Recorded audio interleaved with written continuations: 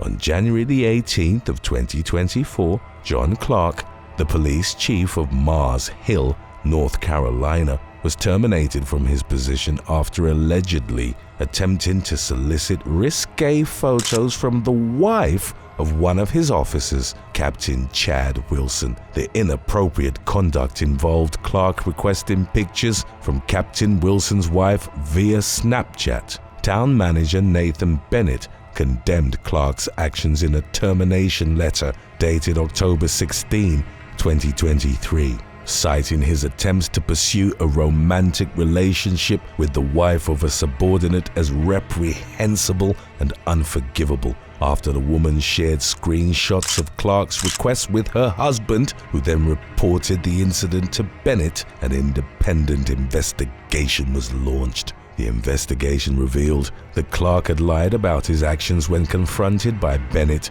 and the investigator, prompting Bennett to terminate his employment. In addition to the inappropriate solicitation and dishonesty, Clark was accused of insubordination for his communications with the police department and the victims of his conduct. After a meeting with Bennett, the town manager also highlighted Clark's unsafe handling of department-provided firearms, improper use of his town-supplied vehicle, and failure to secure firearms in a locked and safe place, which violated gun safety protocols for law enforcement officers. Following Clark's dismissal, Wilson was appointed as his replacement, expressing enthusiasm for leading the department. Clark, who had served with the Mars Hill Police Department since 2016, was later employed as a school resource officer at Madison Early College High School. He failed to report for duty on January the 8th and was later confirmed by the school superintendent as permanently off duty. Number 9. Bullying teacher gets bullied. In February of 2023, a teacher in Pennsylvania, 33-year-old Ashley Colsar, was brought up on disciplinary action linked to a recorded conversation with a student, which ultimately led to her arrest. A student reportedly approached Colsar to talk about his grade, and she recorded their conversation without his knowledge. She proceeded to show this conversation to a 17-year-old student via text message, and the two mocked the other student. When this incident was being investigated, it came to light that Colsar had exchanged around 6,000 messages with this student. Colsar was immediately placed on administrative leave and later arrested. The nature of her relationship with that student was called into question. But as of the latest updates, nothing has come of that branch of investigation yet. She was eventually charged with criminal use of a communications facility. Among other charges, the local district attorney laid everything out for the public in a press conference. Additionally, the superintendent stated that the district plans to address the matter seriously and fully in order to help ensure the safety of all students. According to updated legal documents from the state, Colsar has already been arraigned, bail has been set, and she was served a notice of trial in February of 2024. Further updates on the case were not immediately available. Number 8. Melissa Goodwin. From November of 2019 to April of 2020, corrections officer Melissa Goodwin was involved in a romantic relationship with inmate Corey London at the Metropolitan Remand and Reception Centre in Sydney. Their tryst began shortly after London, who was serving time for armed robbery, had been transferred to the prison. The pair spoke on the phone via a third party and also secretly over the prison intercom. The extent of the physical exchanges between bodybuilding enthusiast Goodwin and the inmate remain unclear. 4 days after he was transferred from the prison where she worked, Goodwin wrote him a letter in purple, his favorite color. In it, she expressed her hopes for their future, but also wrote about the risks she was taking by getting involved with him. They maintained their relationship, but Goodwin then started seeing former inmate, aspiring rapper, and associate of the Rebels Motorcycle Club, Caleb Valeri. The budding romance gained media attention, and news of it reached 21-year-old London. He gave further evidence about their relationship while enraged during a phone conversation with his mother. Goodwin ultimately admitted that they'd been boyfriend and girlfriend, but claimed their exchanges were more on a pen pal level. She vehemently denied allegations that she'd performed explicit acts on him in a storeroom a total of 5 times, as London himself had stated earlier. However, when it came time to testify against his ex, London categorically refused to do so, even with the risk of time added to his sentence. He cited a fear for his safety, presumably from members of the rebels. Since there was no conclusive proof that intercourse had occurred, Goodwin avoided jail time. She pled guilty to having a relationship with an inmate, and other allegations against her like smuggling tobacco, cigarette lighters and gum for London were dropped. She was given a 12-month community corrections order as well as 120 hours of community service. Number 7. Hillsong Pastor's Swan Song. On November the 5th of 2020, Pastor Carl Lentz, known for baptizing pop star Justin Bieber, publicly disclosed on Instagram that he had been dismissed from his position at the megachurch Hillsong due to infidelity in his marriage. Lentz admitted to being unfaithful and acknowledged his failure to prioritize his marriage and personal well-being while serving the church. In his Instagram post, Lentz expressed deep remorse for betraying the trust of those he had served and emphasized taking responsibility for his actions. He committed to rebuilding trust with his wife, Laura, and their 3 children, as well as focusing on personal healing and seeking necessary help. The news of Lentz's dismissal was shared by Hillsong founder Brian Houston in an email to church members, citing moral failures as the reason for termination. Houston emphasized that the decision was made in the best interest of all involved, including Lentz. Number 6.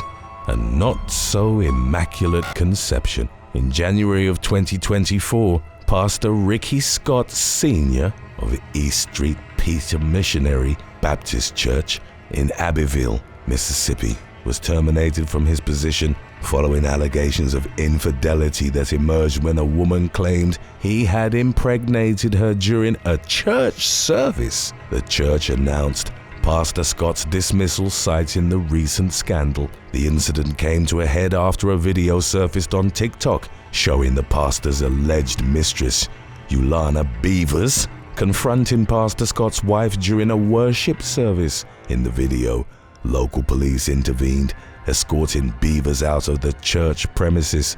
Despite public allegations and demands for his resignation, Pastor Scott's wife, Sharon Scott, stood by his side, addressing the congregation and acknowledging that everyone makes mistakes.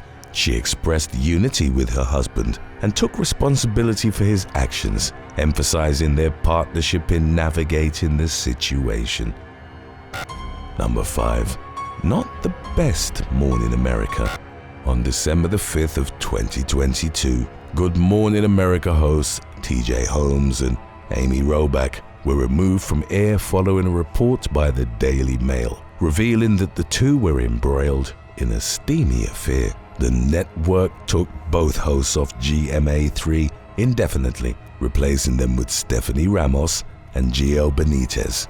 ABC News executive Kim Godwin made the decision to address the situation internally, acknowledging the distraction caused by the situation. The scandal emerged after the Daily Mail published photos documenting the intimate relationship between Holmes and Robach, including outings and visits to each other's homes during November. Despite the public revelation, the co-hosts continued to anchor the news without directly addressing the affair, with the exception of a broadcast wherein they made light-hearted comments about the controversy on air. The news stirred reactions within the ABC newsroom, with staff expressing frustration and dismay over the disruption. The public called for intervention from Disney executives, emphasizing the network's family-friendly values and the need for appropriate action in light of this situation.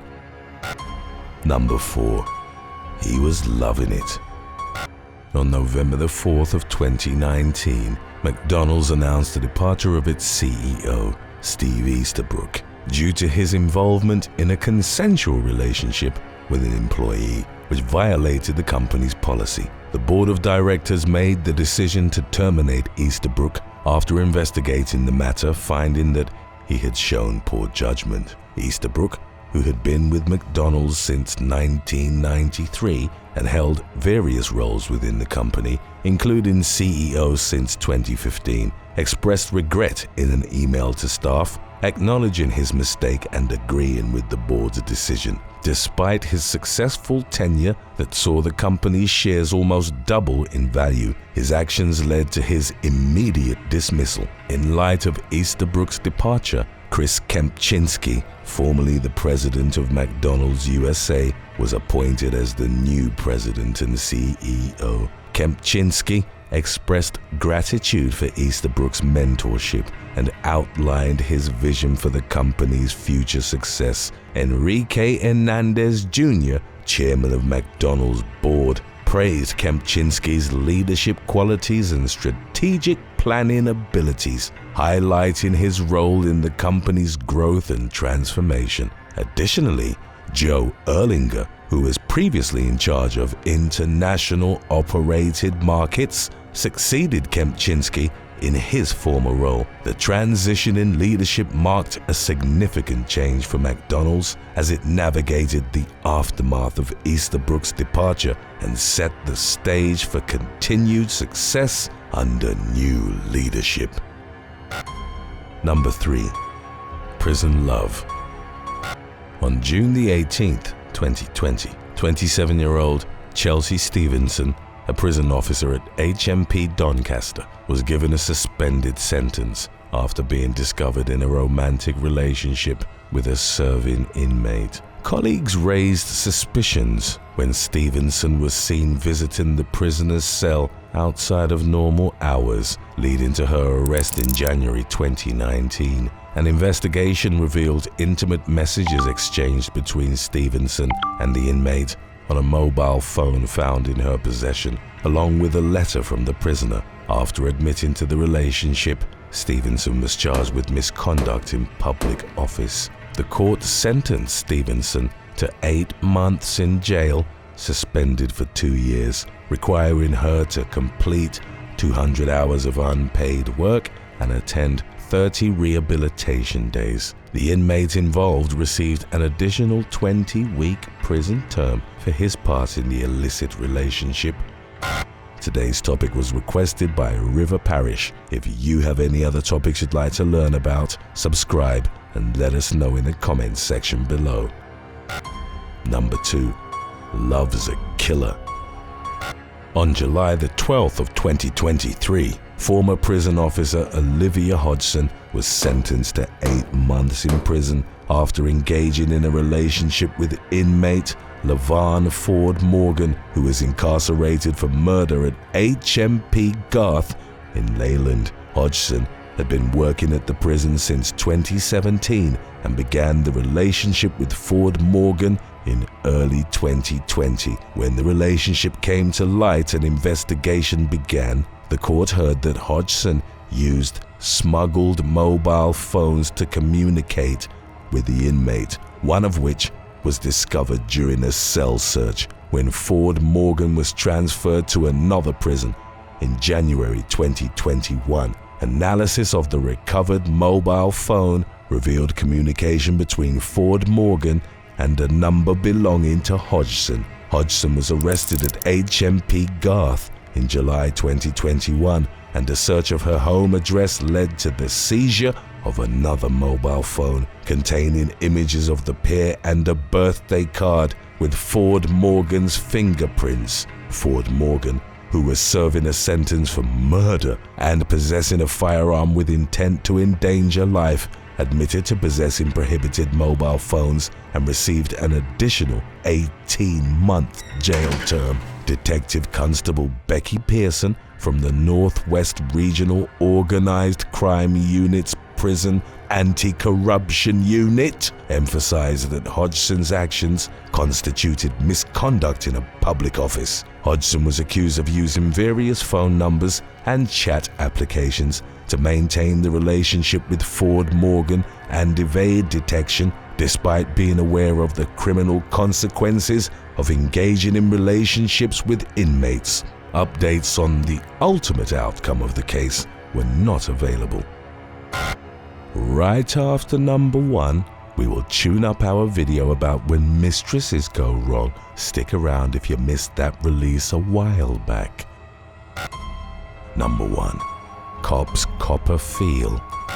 On February the 18th of 2017, 2 San Antonio police officers, Eman Fondren and Rebecca Martinez, were fired for engaging in an inappropriate relationship while on duty. The affair came to light when Fondren's wife discovered explicit text messages and photos exchanged between Fondren and Martinez on their shared laptop.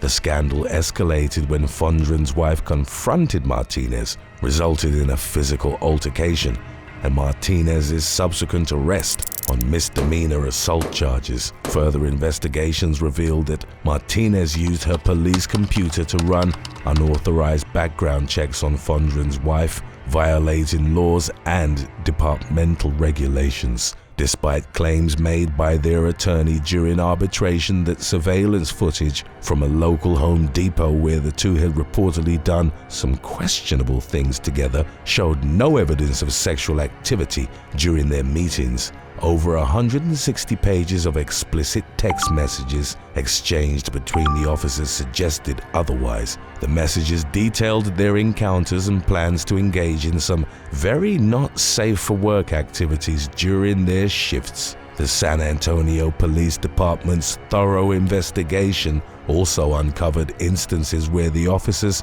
disabled their GPS trackers to facilitate their liaisons. Emphasizing the seriousness of their misconduct, the officers' dismissal was in accordance with a zero-tolerance approach to unethical behavior within law enforcement agencies that was practiced by their employer. There was no word on any further happenings, including any possibility of legal proceedings. 23-year-old Harmohinder Sangira of Manchester, England, allegedly murdered Sana Ali on May the 11th of 2007 after discovering she was not only married to her lover, but also pregnant with their first child. After confronting the victim at her home, Sangira was believed to have stabbed Ali 43 times with a 6.5-inch kitchen knife. She was sentenced in 2007 to life in prison after being found guilty of murder in what seemed like an open and shut case. However, years after the verdict was handed down, she continued to claim her innocence, recruiting several high-profile supporters, including former UK Chief Prosecutor Nazir Afzal. The latter, who'd worked for the Crown Prosecution for 24 years, became convinced that Sangira couldn't have committed the murder for several reasons. Firstly, Sangira hadn't been tracked down by police officers, but rather contacted the authorities herself after hearing of Ali's death, openly telling detectives about her visit to the victim. Additionally, the clothes she'd worn on the day of the murder, which were identified by detectives after reviewing a gas station security camera, had no traces of the victim's blood on them. The recording also showed her acting calmly, with no visible signs of having been involved in a struggle. Lastly, the victim's front door had been locked from the inside, and though the prosecution claimed Sangira had escaped through a narrow kitchen window, Afzal was able to refute this theory. As of December of 2022, however, no appeals had been accepted by the court and Sangira remained incarcerated. Number 7. Michellegazer. Between February and April of 2010, Michellegazer hired 3 hitmen to murder her lover's wife, Yvonne Stern. The latter's husband, Jeffrey, allegedly orchestrated the plan along with his mistress, although charges against him were eventually dropped due to a lack of evidence. 39-year-old Gazer paid 3 men to murder 54-year-old Stern, with each attempt reportedly failing. The first hitman drove by the couple's house in Hudson, Texas, and opened fire but didn't confirm whether the intended victim was home. The second attack was in March when Nuit Nguyen rang Stern's front door and fired inside as she approached. The bullet struck the floor, missing the woman entirely. Stern subsequently decided to move to an apartment with her 2 children while her husband secured their house. In May, Damien Flores successfully shot Stern in the stomach as she sat in her car. She played dead until the gunman left the scene, at which point she managed to get help by driving to a nearby gas station. Although the victim's husband admitted to having an affair with Gazer, he denied any involvement in the attempts against his wife's life. Gazer agreed to cooperate with the police, providing information about the murder plots as well as the 3 hitmen. In exchange for her cooperation, she was offered a plea deal and sentenced to 20 years behind bars. Stern stood by her husband's side, refusing to believe he had any involvement in the crimes, stating during an interview that he was brilliant and that if he'd planned her murder, he wouldn't have failed. She was disappointed by the prosecution's deal with Gazer, which she called laughable. In a surprise twist of events, Gazer filed a lawsuit against her former lover and purported accomplice, claiming he'd used grooming and emotional manipulation to convince her to orchestrate the attempted murders for hire. Number 6. Therese Ziman. Wisconsin woman Therese Ziman of Menasha conspired with her sister, Wendy Soul, her lover's wife, Tracy Hood Davis, and fellow mistress, Michelle Beliveau, to punish her boyfriend, Donessa Davis, on July the 30th of 2009. 48-year-old Ziman was directly contacted by Hood Davis after she discovered that her husband had been engaging in several extramarital affairs. Ziman led then 37-year-old Davis to a motel room where she blindfolded and restrained him before texting the other 3 women. Although the perpetrators claimed they'd only planned to confront the victim about his infidelity, they ended up gluing his genitals to his stomach. Davis suffered no permanent physical damage but was belittled and verbally abused by all 4 women during the trial. The conspirators apologized for their actions, with Ziman stating that she hadn't meant to harm Davis and that her actions had been a stupid spur-of-the-moment decision. All 4 women were sentenced to 1-year probation as well as community service on February the 2nd of 2010. Judge Donald Poppy acknowledged he would have probably given the male assailant a harsher sentence, admitting to a potential double standard. Number 5. Zaton Bby. Secretly divorced English couple Gul Nawaz and Zaton Bby convinced their teenage son Kashim Nawaz to help them strangle Bibi's lover on January the 30th of 2016. The woman had met shop owner Tanvir Iqbal in 2003, after which they sparked up a romantic relationship. When Nawaz discovered his wife's extramarital activities, he demanded a divorce, but the couple kept the separation a secret to avoid a scandal. Iqbal's wife was also aware of the affair, which lasted for nearly 13 years. However, after Bby sent her an explicit video in an attempt to end the marriage, Iqbal broke up with his mistress instead. Furious, Bby enlisted her estranged husband's help to take revenge on her former lover. Furthermore, the Birmingham couple manipulated their son into assisting them in the murder. After police discovered Iqbal's body stuffed into a TV box in the trunk of his car, Bby quickly became the prime suspect. Security footage revealed that Gul had purchased cleaning supplies and a rope shortly before the murder, and the 3 conspiring family members were recorded entering the home an hour before the arrival of Iqbal, who'd been invited by Bby under a false pretense. After the 3 culprits were arrested, Bby attempted to blame her former husband for the attack, pressuring their son into testifying against his father. Phone call transcripts detailing their murder plot were used against her in court. In September of 2016, Bby was sentenced to 27 years to life, while her ex-husband would be eligible for parole after serving 25 years. The couple's son was sentenced to a minimum of 6 years behind bars. Number 4. Kaylee Reed. 26-year-old English woman Kaylee Reed posted her boss and former lover's nude pictures online. On October the 5th of 2016, after being fired from her job in Ipswich, Reed worked at Affinity Trust, a charity dedicated to aiding people with learning disabilities, where she met 30-year-old Robert Page. They began exchanging intimate text messages after Reed broke up with her boyfriend, but her relationship with Page ultimately came to an end when he got married to Tara Linser, aged 29. Page fired her soon after, claiming that her anxiety and depression had been affecting her job performance. Reed decided to take revenge by posting 2 nude pictures of her former boss to his wife's work Facebook page. Reed later revealed how she'd felt her boss had exploited her naivete into sparking up an intimate relationship, and that posting his photographs had been a way of trying to have her voice be heard. She pleaded guilty to disclosing private photographs with the intent to cause distress, which became a prosecutable offense in the UK in 2015. As part of her plea deal, Reed was sentenced to 6 months conditional discharge and ordered to pay a victim surcharge fee of $20. It was reported that she could have potentially faced up to 2 years behind bars for the crime. Number 3. Amy Elizabeth Fischer.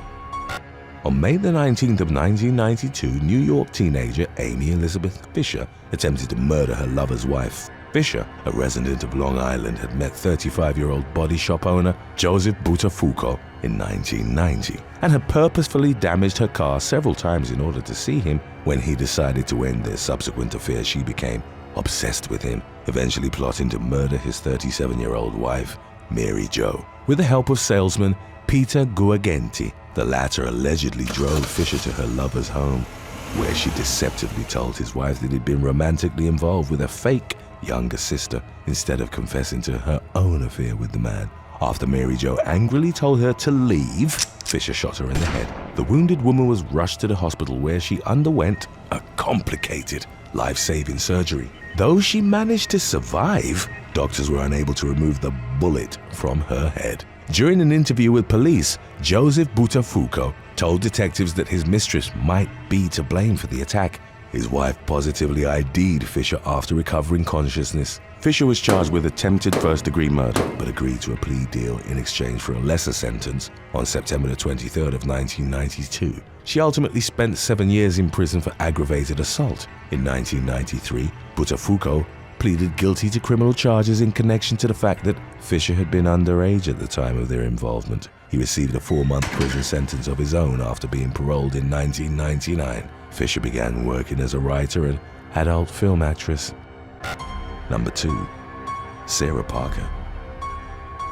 24-year-old Sarah Parker and her lover, Logan Kyle, were arrested on October the 21st of 2018 on suspicion of murdering the latter's wife. Police were alerted by an anonymous tip that a woman was driving around a car with a corpse in the trunk. When they subsequently pulled over Parker, who was accompanied by Kyle as well as her 2 children, officers discovered Shalina Kyle's body in the back. After being taken into custody, Logan, a 22-year-old active duty soldier, broke down during questioning and confessed to killing his wife alone, claiming that his lover was only helping him dispose of the body. Logan had allegedly been dealing with gender dysphoria and claimed his wife had threatened to tell his commanding officers about it, prompting the soldier to fatally strangle her in the bathtub. He was sentenced to life in prison on June the 4th of 2019. Parker, meanwhile, was charged with failure to report a homicide and obstruction of justice. Her children were removed from custody by social services. She claimed Logan had threatened to hurt both her and her children